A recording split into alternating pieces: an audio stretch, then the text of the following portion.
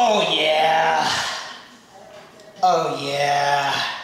Salutations, my people. So, wanted to get a little bit of work done today. Wanted to answer a few of the questions that you guys have had for me. When I say working, I'm talking about some training. So, I'm gonna try to do both at the same time.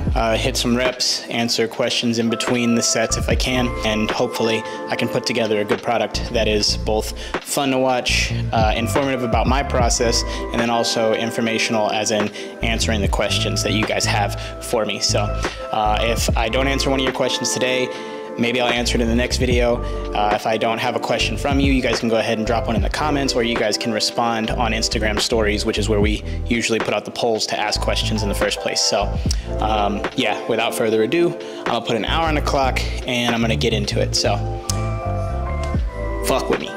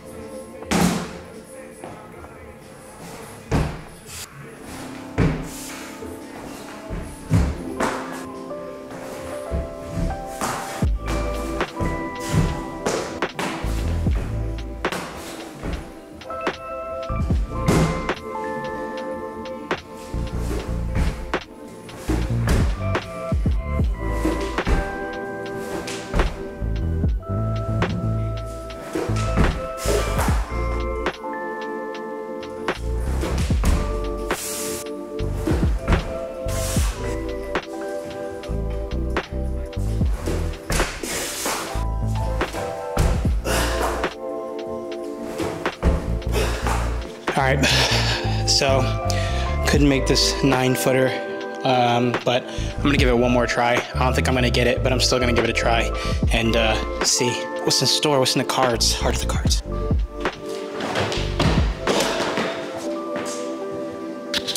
Well, you win some, you lose some. I'll get it back one of these days, but I'm gonna go ahead and answer one of these questions really quickly. All right, so we got a question from Brandito. Do you think doing reps and sets with parkour movements is the best way to increase power? Here's what I think. I don't know if there's particularly a best way, but I would say that if you have a well-rounded training program or regimen in general, as it pertains to doing parkour itself in reps and sets, integrating weightlifting and plyometric training into your regimen, I think you'll get the best results out of doing that. It's been massively beneficial to increasing my power, but also my proficiency with the techniques. So I would say it's not the best, but it is a part of making the best regimen for yourself. Hopefully that helps. I'm gonna move on to the next exercise.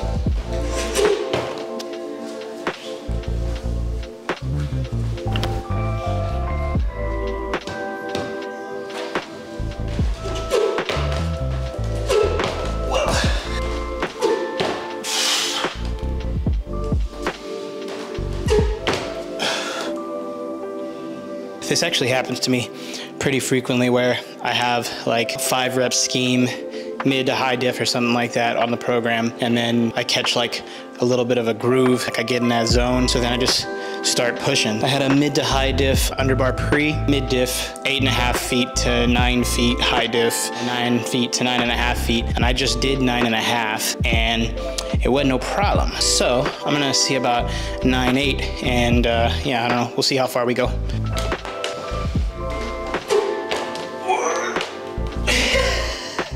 Okay, I gotta see if I'm in frame. So we got 9.8.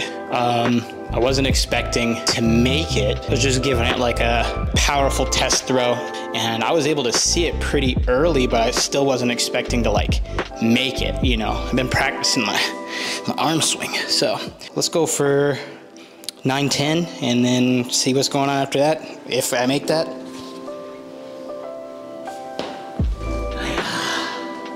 It's scary around here. Pretty sure. I think I'm just gonna push it to 10, because if I'm going this close to 10, I might as well match my old PR. Just really throw myself at it, see what's up. I think I'm just gonna toss some weights behind it, because I can just feel it in the ether that I'm gonna hit it and it's gonna slide. Got some 40-pound dumbbells.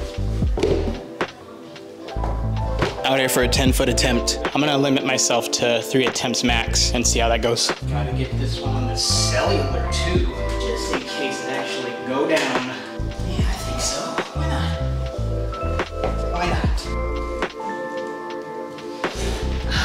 Every time. What is this happening? We're just gonna go. We're gonna go for it. Go for it. We got nothing to learn. Nothing to learn about ourselves. We know we can do 10. Quick cell phone review. Quick cell phone review. Let's see what tech we're missing here. Okay, looks like I shorted the V a little bit. I need to get my feet just a little higher. I'm straight shotting and I need to just give myself enough oomph to get there. Hopefully we'll have a little bit more hip height on this next one. Let's see. That's 1 of 3 down though. All right, attempt number 2, let's go. That's a good sound, it's a good sound. Okay. Gave it more, but felt a little loose. 3rd attempt, last attempt, so I say.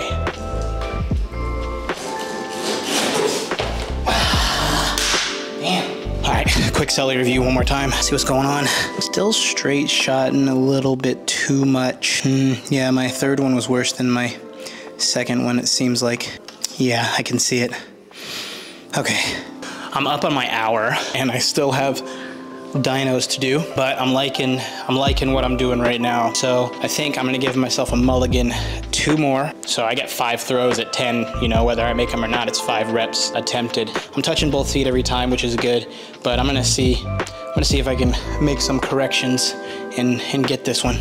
Maybe I'll also try a harder kick, harder swing. I'll get my feet together just a little sooner. See what that does for me. Oh yeah. Oh yeah. 10-foot match. I'll take that. I'll take that.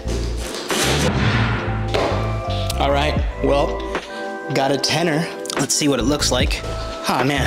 All right, cool. That's only my 2nd time ever making a 10-foot underbar pre. I knew that I had a lot more in the tank. Sometimes when you're pushing big distances on things like this, it gets a little in your head and you try to make technical changes and adjustments in order to get where you're trying to go, but the mental aspect of it always plays a role, you know what I mean? I think it would be different if I knew that this was like my actual max, but because I'm like still figuring it out, I don't know if it's mental in terms of like I don't want to make a mistake and have a little injury, or if it's ego related. It might be ego related. Sometimes you don't want to go for something and then find out that you're not actually as strong as you are. Now, that's something that I suffer from quite a lot. I have rarely truly maxed out on anything other than like a standing precision. So got more room in the tank. I just gave that one a little more up.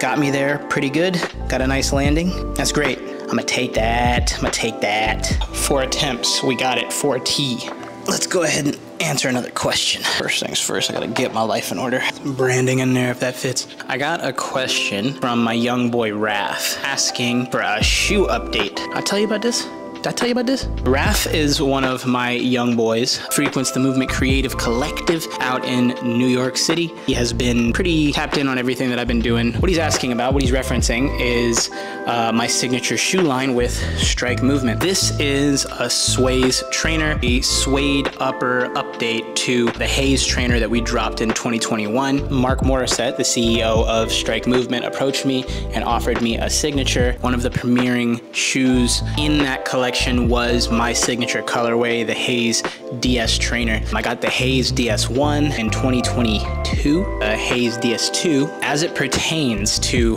V3 of the DS signature collection, DS standing for Daryl Stingley, that is my real name, is coming. You'll see it, keep your eyes out. Still have dynos to do. I think I'm gonna try to knock a few of those out. I got 5 reps. I'll just stick to my 5 reps this time. This time I'll actually stick to 5. Let's get into the dynos, let's do it.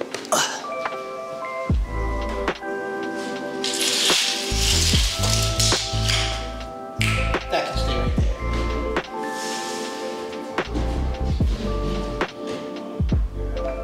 We have mid to high diff dynos. 5 reps in total is what I wrote down. I did write progressive. Progressive just means I'm gonna start somewhere that I like and I'm gonna work my way up to a little bit more difficult as the session progresses. I'm just gonna start with this one right here, which is a 50-inch dyno from the grip right here to the top. If that's working out pretty well, I'm gonna go ahead and move over to the 60-inch dyno from this one to the top. I also like to use a towel. The Strike grip is an incredible superpower, but it's not impervious to dust. So we keep these nice microfiber towels in the Sqvadron studio, and we always have them in our packs when we're out training, just in case we need them. And I'm gonna go ahead and use mine here because I'm trying to have a good session.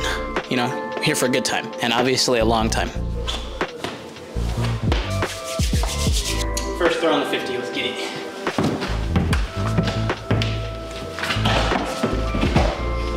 Great first throw. I'm just gonna do maybe 1 or 2 more of those.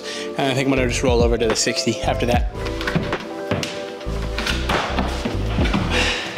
All right, hot take, but not a hot take. I believe if you do a dyno and you don't climb up after, what'd you do the dyno for? Unless you were doing multiple reps up and down, what did you dyno for if you're not gonna climb up?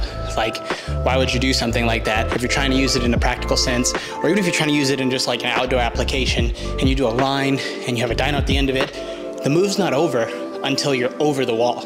That's how I feel.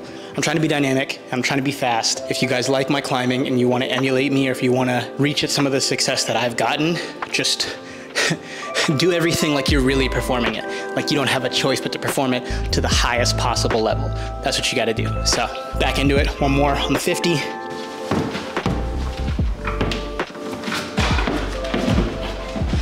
'50s were great, so I'm gonna go ahead and switch over to the 60. I was gonna bring the mat over. I think I'm gonna try my first one, no mat, and hopefully I don't have to take the drop. That grip up there is 12 feet, so yeah, hopefully not. We just gonna make sure that everything's perfect before we go for this one. I have faith. That throw, give me faith. Sometimes I just tell myself, you know, you're a strong guy, Daryl. If you happen to have to take the drop, even on the still recovering ankle, you'll be good. You'll be fine. So let's find out. Yeah. That's wild.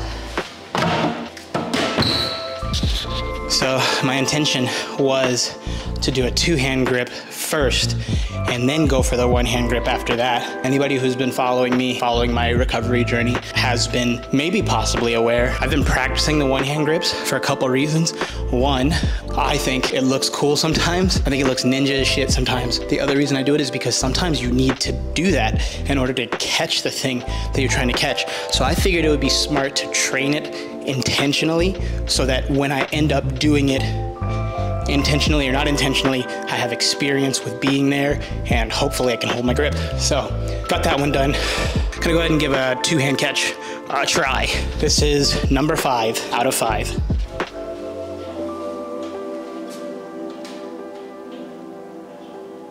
one more celly angle. That's why you guys see that right there. So that's what that's all about. But we're finna get it done again. Yeah, bitch. Okay, I'm taking that. Got a one-hand grip and a two-hand grip. Don't have any reason to be angry about it. Well, good session. Had a good time. I'm actually really happy that I got the 10-foot underbar pre, and I got some no mat throws, both a one-hand and two-hand catch on the 60. I'm especially happy about that because I missed that big 9-footer earlier. Yeah, quality sesh. I'm gonna go ahead and check and see if I have one more question to answer, and yeah, we'll call it good. Okay, this is not a training question. This is just a question from a good friend and a great supporter. Her name is Brenda. You guys could follow her on Instagram already. Her handle is brenda.mc.c. She's also the other half of Parkourism board. Her and Steph take inspiration from the things that they see that people in the community do, and they try them out themselves, which I think is really awesome. So you guys should go check them out. But she asks, it's your birthday, you're going to treat yourself to a feast. What's on the menu? Pasta. That's what's on the menu. Pasta. I love pasta so much. Dang, I also like ramen. I love ramen. If I could not have a stomachache afterward, I'd definitely just have the craziest cheat day of my entire life. No stomachache, feast, real feast. In and out, gotta have me a 3x3 cheeseburger, gotta have some pho or some ramen, and then I'd say to cap it off for me, a third course, let's say chicken and broccoli linguine pasta. So if it was my birthday, which it was my birthday in February, that's what I treat myself to. That's not what I treated myself to, but it's all good. This is the last question I'm gonna do because these other ones I just have to read through. So this is not training related, but this is one from R2 Lanigan, a close patron of the Sqvadron and myself. Kid's awesome. R2, you're the man. R2 asks, pick 5 characters for the ultimate team. Any universe, Marvel, DC, anime, etc. Damn, you put me on the spot. Okay, I'm not gonna give a definitive answer, but I will say my on-the-spot answer right now. Marvel, I'm taking Black Panther. Genius, access to technology, king, warrior, scholar. What else do you need? From DC, I'm gonna take Batman. Kind of the same reasons. He's not a king, but he's as rich as one. Black Panther's richer by like so much though. Goku, ultra powerful. If anybody comes up and has a problem, that guy is just going to come up with a new form and then he's going to whoop that ass. Saitama from One Punch Man, for basically the same reason, except he doesn't necessarily achieve new forms. He just gets more serious as time goes on and you find out how powerful he actually is. And then I'm like deep into JJK right now, so like I want to say Gojo, just cause like that's my guy. But I actually think I'm gonna go Sung Jin Woo from Solo Leveling. If you've read the manhwa, you know how powerful Sung Jin Woo gets, and that's why I'm gonna pick him instead of Gojo this time. Although Gojo is my guy. Yeah, so that's all for the questions. Today, the session went on longer than I expected it to, but I had a really good time and I liked answering these questions in between. So if you guys have any more questions for me, drop them in the comments, or you guys can hit me up on Instagram. Like, subscribe, hit the notification bell, and check out www.forthesquad.com/shop if you want to support Sqvadron and get that merch in, you know what I mean? Look fresh, look dope, look artistic, you know what I'm talking about? Look fly, maybe look like your Gojo. Get in on that, all right? That's all for this one. I'll see you guys on the next one. Peace, Westside. Listen, I love Gojo. That's my guy. But listen, can you defeat the Shadow Monarch? When you got Ultra Instinct, you got the Shadow Monarch, and you got Saitama just there in all of his bald glory, and you got the genius of Bruce Wayne and T'Challa, plus the technology that those two have access to, I don't know a better team, guys. I really don't know a better team. I don't know one. But listen, for those that know, it's not Gojover. It'll never be Gojover. Never.